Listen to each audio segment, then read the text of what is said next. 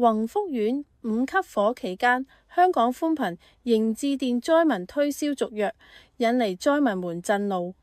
報道指有大埔宏福苑災民反映，指大火慘劇發生之後，仍然接獲香港寬頻職員來電推銷續約。該名宏福苑災民話：喺11月29號排隊領取救濟金嘅時候，收到香港寬頻職員來電詢問會否續約。我屋企已經冇咗，我仲需要用乜嘢服務？不過當時已經冇心情嬲，直接 cut 線算。事主直言，處理合約本屬災後眾多事務中嘅瑣事，但對於大機構如此處理手法感到極度失望。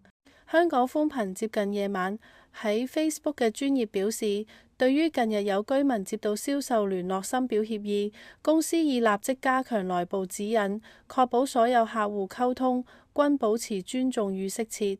之後有大量網民去到香港寬頻嘅 Facebook 專頁留言鬧爆，留下大量負評。有網民表示極度失望，亦有網民話應該即時解僱相關同事。有啲就留言話太冇良心，取消續約，唔會再用香港寬頻咁話。雖然香港寬頻不斷致歉，但睇嚟呢場公關災難都會持續一段時間。呢節講到呢度，有最新資訊會繼續同大家跟進。